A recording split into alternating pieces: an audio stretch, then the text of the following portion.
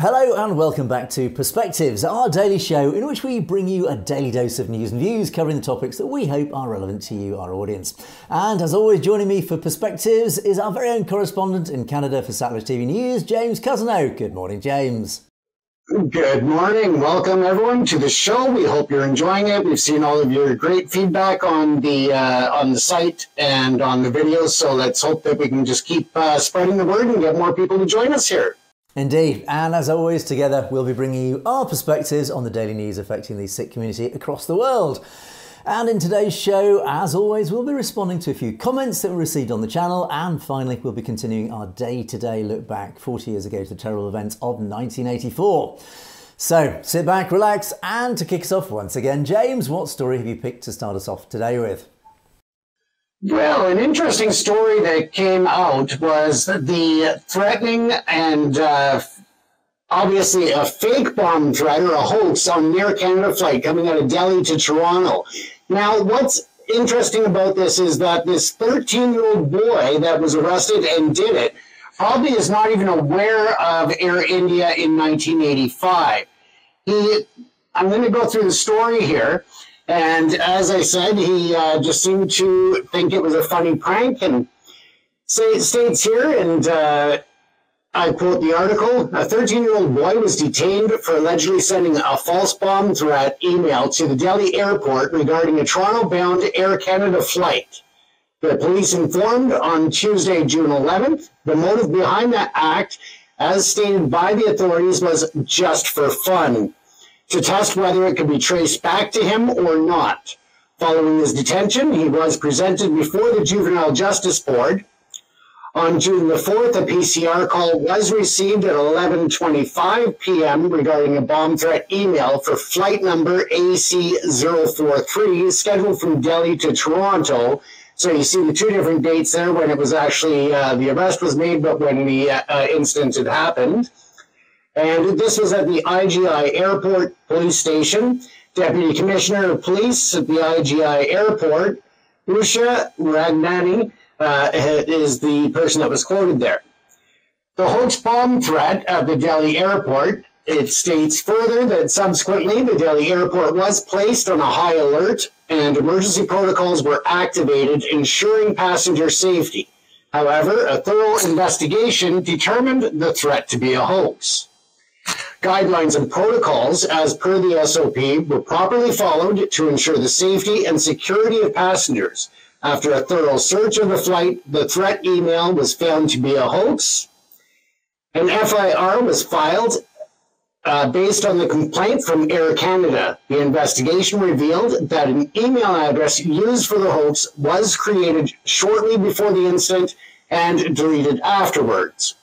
During the investigation, it was found that the said email ID was created hours before the hoax threat was sent and deleted after sending the email, she said.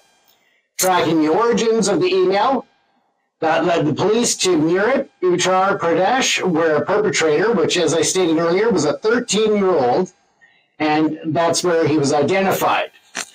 He also revealed that he was very excited when he saw the news about the hoax bomb threat at the Delhi airport the next day, but did not share any information with his parents out of fear.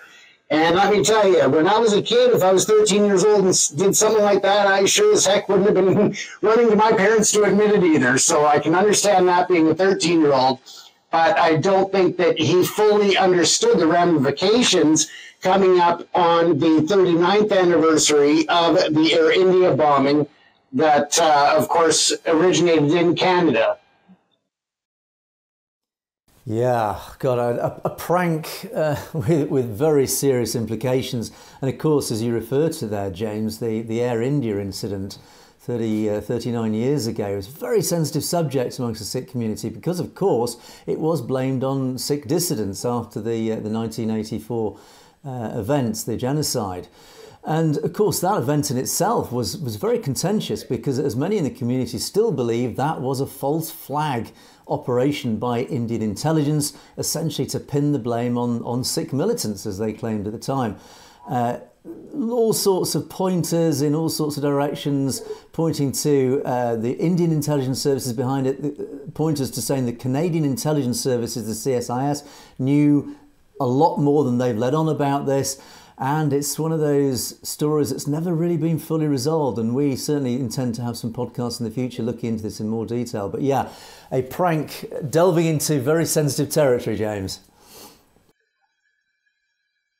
Absolutely, and I'm sure coming up to the anniversary on June the 23rd, we'll have more about this, because as you touched on, there was a lot more information than was released. There was also the loss of evidence in the court cases, that the RCMP somehow lost the evidence. There are also, since then, uncovered allegations that the Canadian government instructed investigators to avoid bringing the government of India and their intelligence service into the investigation. Things that we'll talk about on further podcasts, though. So I just felt that was a very interesting story. That 13-year-old kid pulling a prank, but given the timing, it just and the airline. I mean, the same airline at that. So it's definitely something to be very concerned about. Indeed. So what have you got next for us, James? Okay, so let's go on to this. And with that said, we're talking, of course, about a lot of the Khalistan referendums. We've been touching on the human rights and the Prime Minister Justin Trudeau speaking up against India. They have made many complaints against protesters and rallies and just basically wanting Canada to crack down on it. The Canadian government, of course, refuses to do that because it would be in breach of our Canadian Charter of Rights and Freedoms. And for those not familiar with it, it's very similar to the US, their constitution and such. So here we have a couple of incidents that have come up lately. And to some degree, I actually agree with the complaint to a point. And let's just take a look at it first, and then I'll explain my point afterwards. And that's in relation to effigies being displayed. This one here that's on the screen is of the late Prime Minister Indira Gandhi. And the article here is very interesting from MSN. And India will formally raise with Canada the matter of a float depicting the assassination of late Prime Minister Indira Gandhi during a protest related to Operation Blue Star by pro-Khalistan elements in front of its consulate in Vancouver on Thursday. The float was part of a protest on the 40th anniversary of Operation Blue Star, when the Indian Army stormed the Golden Temple complex in Amritsar to flush out the Khalistani extremists, including their leader, Jarnail Singh Bhindranwale. The call for a lockdown of India's mission to Canada has been given by the secessionist group, and they refer to Sikhs for Justice, which we are familiar with. The formal diplomatic complaint and note verbal will be conveyed to Global Affairs Canada, the country's foreign ministry, on Friday, a senior Indian official said. Now, of course, in Canada, one thing that Canada is known for is their peaceful, nonviolent approach to topics, to issues, and of course to diplomacy around the world. So, as an overall point, I think it's dangerous for groups to have any type of displays that seem to be or can be construed as promoting any type of violence or celebrating violent incidents. So that, to me, is an important fact that needs to be addressed. And just because of the way that it was done, it's very important to raise the conversation about what happened in 1984. It's a very important point of history, not just in India for the Sikhs, but for the global community to have peace and to move forward. There's got to be a lot more accountability for what had happened on those days. So, but again, I just go back to, the cautionary tale of when you push too hard to shock and awe to get the attention. It's really tough in Canada to be pushing to hold the India government accountable for the extrajudicial killings on Canadian soil of Canadian citizens, when at the same time being visually anyway seeming that it is promoting violence or glorifying violence in history at any point. So that's, it's a fine balancing act, and one that, of course, we are never perfect in. We can always look back in hindsight, it's always 2020, but this one here was in relation to this article. Again, refers to another one, incident, and this was a float that displayed in a parade to mark the 40th year of Operation Blue Star, and this happened in Brampton. And so, never acceptable, Canada reacts to float depicting assassination of General A.S. Vadia in Brampton. So let's go take a quick peek at this one. And again, it just basically goes to the point of it's a balancing act to make sure that you're raising awareness and that these atrocities are never forgotten, that they're learned from, but at the same time there's a balance of not promoting violence or celebrating violence in the past. Yeah, it's the debate over free speech, the freedom to express oneself. And of course, we have very strict laws around freedom of speech in the UK and across the Western nations. And yeah, there is a line. There is a slight grey area there. What does cross that line? But essentially, as you've indicated, our laws are very clear. Once it becomes, once it starts promoting violence and disorder, that is when it has to be clamped down. So yeah, we are very proud of our ability to express ourselves and indeed our right to offend. And this is where it does start to get a little grey, is that we do have the right to offend people.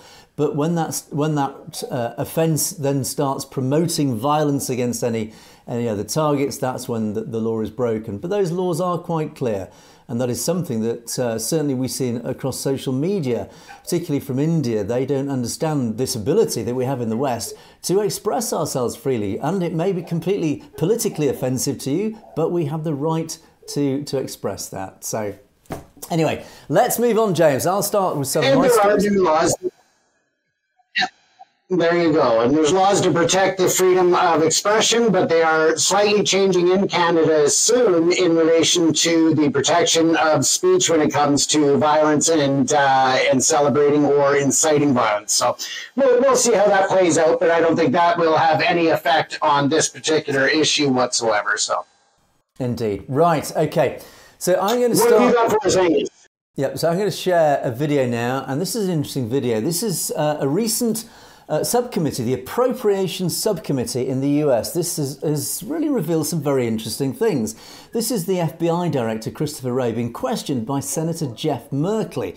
And it all relates to the extradition of Nikhil Gupta from the Czech Republic. And if you do recall, Nikhil Gupta is the gentleman charged by the Department of Justice over the plot to assassinate Gurpatwant Singh Pannoon. So just take a look at this video and what's said and what's not said. It's very interesting. Director, I wanted to explore a little bit the challenge of the plot to murder a Sikh activist here in the United States. The Department of Justice unsealed an indictment, and the individual, I gather, is in the Czech Republic, and that we've established there are extradition possibilities. Is that progressing? I can say that I'm very aware of the case you're talking about, and I do feel the case is progressing. There's probably not a whole lot I can say about it for that reason, but yes, the case is progressing. But we're actively pursuing extradition. We are, I believe I can confirm that much, yeah. Thank you. The Washington Post reported that U.S. officials have identified the individual in the Indian Intelligence Agency who was the crafter of the plot, and that the plot was approved by the Chief of Research and Analysis Wing, which is the Indian spy agency. I have not seen that we are pursuing indictments, but are we pursuing indictments against individuals who, not just the hired assassin, if you will, but those who planned and plotted the assassination?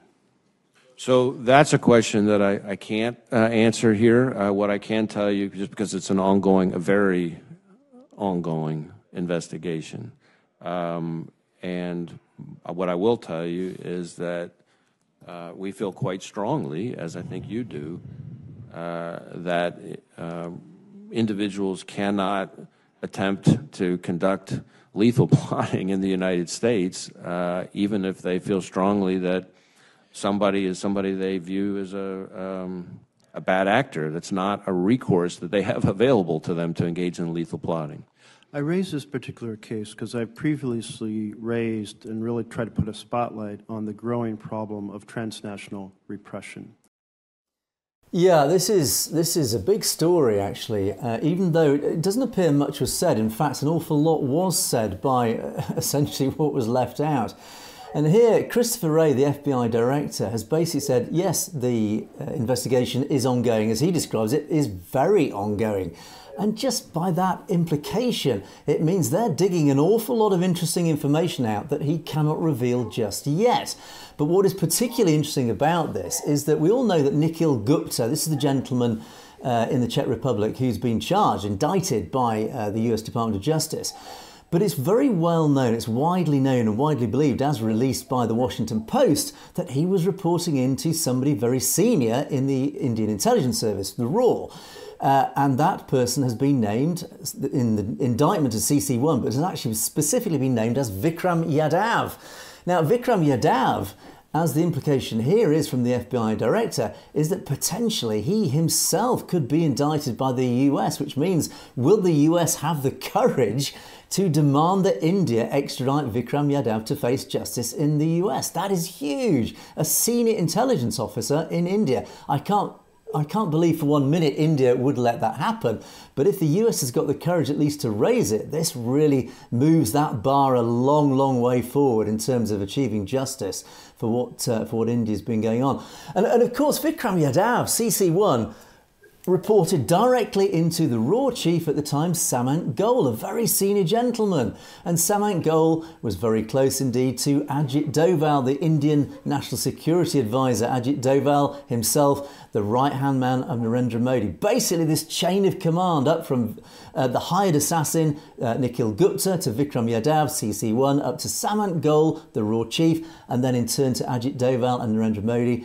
All the pieces are there. The question is, can the evidence, can that proof be revealed by US intelligence? And of course, the implications of that are massive. It basically exposes the fact that the Indian government have authorised and rolled out an operation to murder an American citizen on American soil. And of course, potentially Nijar in Canada and potentially many others, James. Absolutely, and I think that one important point too by Senator Merkley right at the end is his concern about transnational oppression as well. So I think that's not only making a claim or a statement towards India, but I think other governments as well. So I think that was a very important point for him to bring up right at the end. Indeed. Okay, and let's move on to my next story, and this does follow that whole theme of transnational repression, and this is a letter just sent by several Sikh organisations in the US to President Biden. Now, of course, Sikh organisations have been lobbying very hard over the last at least 12 months.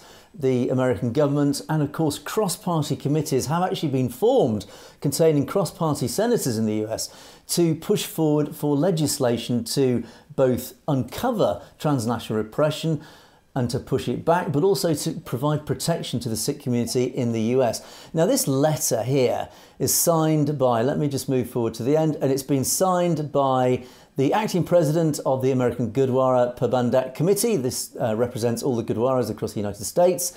The Sikh Coordination Committee East Coast, the American Sikh Caucus Committee, and then it's been copied in to all the major departments of the US government. And essentially what this letter says, and it's a very interesting opening line. Dear Mr. President, when Mike Tyson was asked why he bit Evander Holyfield's ear for the second time, he bluntly responded, because I got away with it with the first time. This is an epithet that has been stated time and time again about transnational repression. Narendra Modi, if he is indeed behind this act of murdering Sikh or Khalistani campaigners on foreign soil, he's got away with it so far. And if he's got away with it once, he's going to keep on doing it until somebody says no, until the West push back on this and say you can't do this.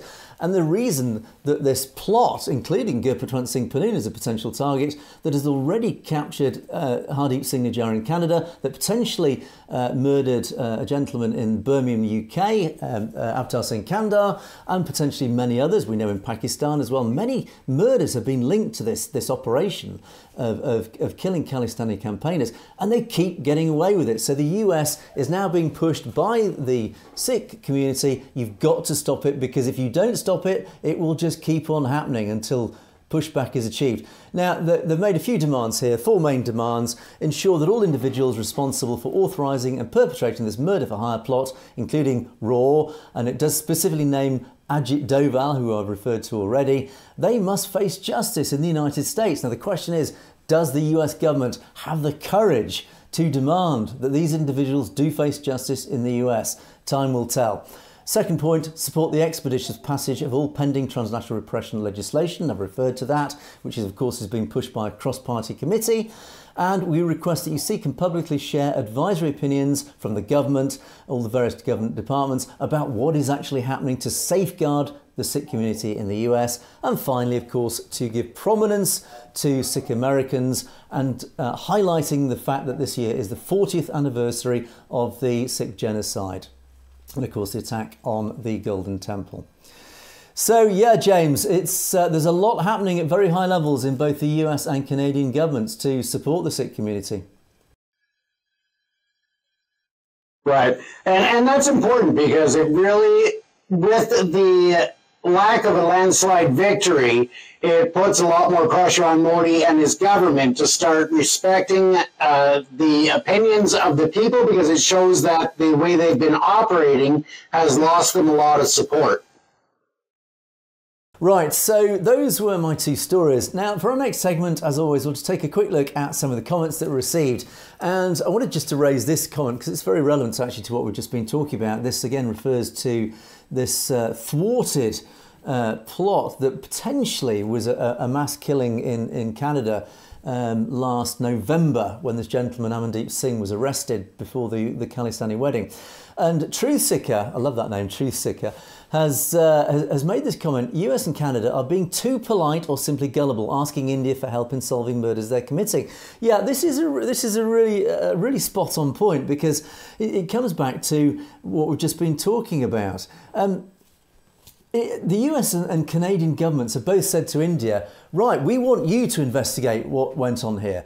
This is like asking an alcoholic to investigate why he's an alcoholic. I mean, if India is guilty, then it's obviously not going to admit the fact to the world that, oh yes, we've investigated ourselves, and yes, we were behind it. So there is almost an element of naivety here, but there's also an element of inevitable diplomacy, because of course, what can Canada and the US government say? They can't just openly accuse, although Trudeau has in effect done so, but they've got to do it in a very diplomatic manner. So of course, the diplomatic route to this, it's diplomatic language. Yes, we expect India, of course, because we are of course not accusing them, but we would expect you to investigate.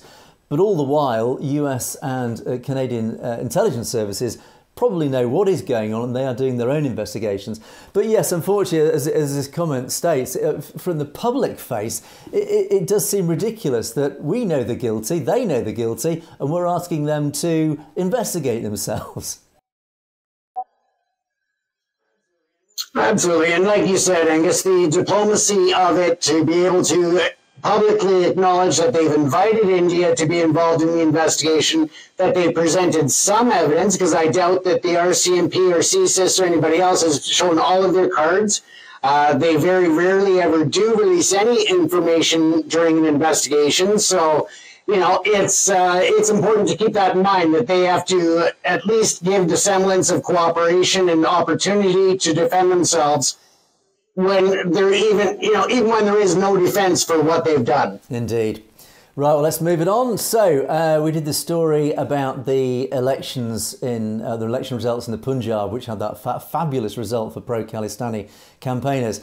And yeah, this comment was worth highlighting. Well, that puts a lie to India's propaganda that the struggle for Khalistan is a fringe movement. We've touched on this many times before. It is clearly not just a fringe movement, and it's not just in the diaspora. The pro-Khalistan movement is clearly roaring loudly in the Punjab, as those elections have clearly, unambiguously revealed. Absolutely. And with the Khalistan referendums happening in Canada, there are a lot of people that misunderstand supporting the referendum for petitioning for a yes vote. What Canada wants to do is to achieve to support the ability of all citizens to have their voice heard, whether it's pro or against in terms of the election. So it's important that people understand that it's about having the right to speak and to share your opinion, to take part in a democratic process. And, you know, that's what it comes down to, whether you are voting yes or no. It's about just having an opportunity to be involved in the process. Indeed. Now, this story we covered a while ago, 1984, Not Interested. This was the British government, and again, we referred to this in yesterday's show, this complete disinterest in commemorating 1984 and those terrible events. And we received a lot of comments about this. Many comments about Rishi Sunak himself, of course, a known practicing Hindu, also known to have a very good relationship with Narendra Modi. They've got obviously a lot in common. But also post-Brexit, we're trying to agree a trade deal. So there is another agenda here. And so Rishi Sunak himself has faced a lot of criticism, particularly in our comments. But I wanted to highlight one element of these comments. Hundreds of thousands of Sikhs died protecting Hindus and the British, and both parties did injustice with Sikhs. Shame on the British who took over the Sikh Empire by cheating and later gave to Hindustan. Followed by, what a joke this government is. My great-grandfather fought in the Indian British Army for the British. Disgusting.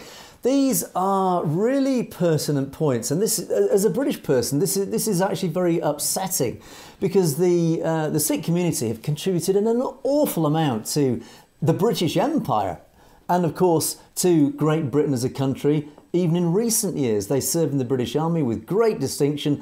They still stand as some of the most highly decorated soldiers in the British Army. And there is this horrible streak of betrayal throughout history. And unfortunately, the Sikh community has been betrayed by the British, by so many other parties, particularly on the subcontinent. And it's very sad to see these comments where descendants of these people still carry this terrible burden of betrayal, and it's totally justifiable.